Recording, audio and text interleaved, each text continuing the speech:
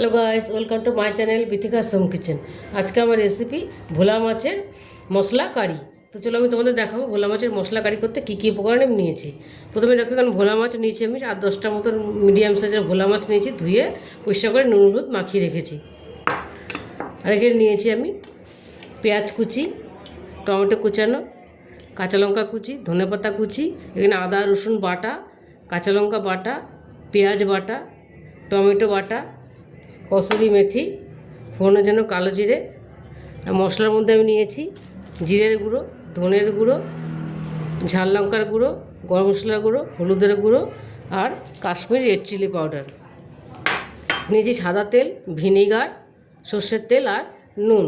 সবার প্রথমে মাছটা ম্যারিনেট করে নেব। মাছটা আমি একটা বড় পাত্রে ঢেলে নেব, যের মধ্যে আমি সব উপকরণগুলো দেবো। সবার প্রথমে আমি দেবো হলুদ গুঁড়ো, দেওয়াই আছে আমার, ধনের গুঁড়ো দেবো, জিরের গুঁড়ো, গরম মশলার গুঁড়ো, ঝাল লঙ্কার গুঁড়ো আর দেবো কাশ্মীরি রেড চিলি পাউডার। দেবো এখানে টমেটো বাটা, একটু বেশি করেই দেবো। দেবো এখানে আদা রসুন বাটাটা, দেবো এখানে কাঁচা লঙ্কা বাটাটা, আমি সবটাই দিয়ে দেবো। দেবো পেঁয়াজ বাটা,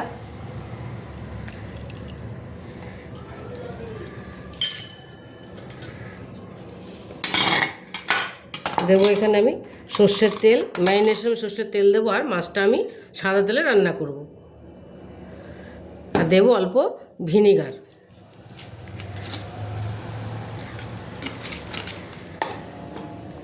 দেবো নুন। নুন আমার দেওয়া আছে, তাই আমি অল্প করে দিলাম। মাছটাকে আমি হাত দিয়ে খুব ভালো করে মেখে নেব। মেখে আমি 15 মিনিট রেখে দেবো।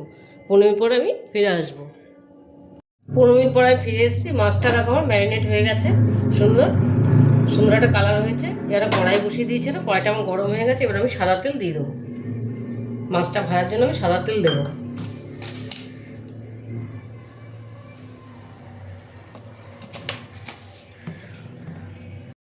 কড়াইটা তেলটা আমি খুব ভালো করে গরম করে নিয়েছি। ভালো করে গরম না করলে তেলটা, তাহলে মাছগুলো একটু লেগে লেগে যাবে। এবার মাছগুলোর থেকে মশলাটা একটুখানি সরিয়ে আমি মাছগুলো ভেজে নেব।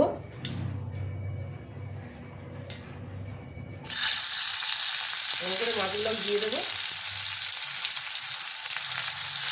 এই মশলাটা আমি গ্রেভিতে ব্যবহার করবো। এরকম করে লাল লাল করে ভেজে নেবো মাছগুলো। দেখো মাছগুলো ভেজে আমি তুলে নিয়েছি। খুব বেশি কড়া করিনি, একটু হালকা ভালো করে ভেজে নিয়েছি। এবার আমি কড়াইতে একটু তেল দিয়ে দিয়েছি। এবার এর মধ্যে আমি দিয়ে দেবো কালো জিরে।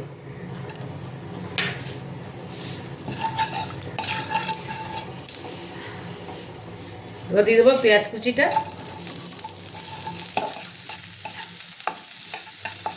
পেঁয়াজটা আমি হালকা লাল করে ভাজবো। দিয়ে দেবো কাঁচা লঙ্কা কুচিটা। এই দুটো আমি একটু হালকা ভেজে নেব। পেঁয়াজটা আমার হালকা ভাজা ভাজা হয়ে গেছে। এবার আমি সব মশলাগুলো দিয়ে দেবো। দিয়ে দেবো পেঁয়াজ বাটাটা,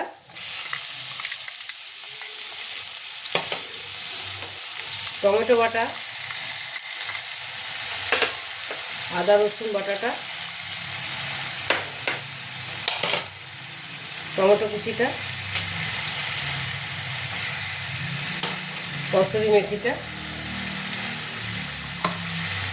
সব মশলাগুলো দিয়ে দিলাম। কাশ্মীরি রেড চিলি পাউডার কালারের জন্য। দিয়ে দেবো নুন। আর দিয়ে দিলাম মিক্সি ধোয়া জলটা। এটা আমি এবার ভালো করে কষিয়ে নেব। আর এই যে এবার এই মাছের যে মশলাটা সরিয়ে আমি ভেজেছিলাম মাছগুলো, এই মশলাটা আমি দিয়ে দিলাম। ভালো করে আমি কষাবো। মশলাটা আমার কষা কষা হয়ে গেছে। এবার আমি একটু দিয়ে দেবো বাটার। বাটাটা দিলে একটু টেস্টটা বাড়বে।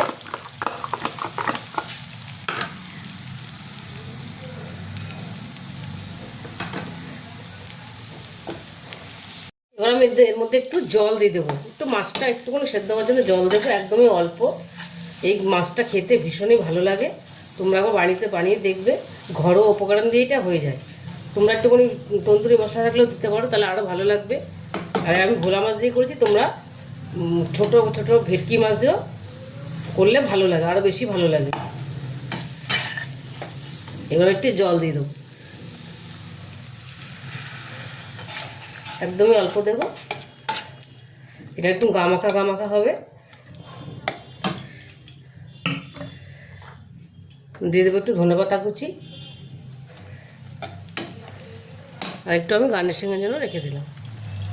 আর দিয়ে এবার মাছগুলো আমি দিয়ে ভাজা মাছগুলো আমি দিয়ে দিলাম। একটু হালকা আছে, আমি এটা ফোটাবো।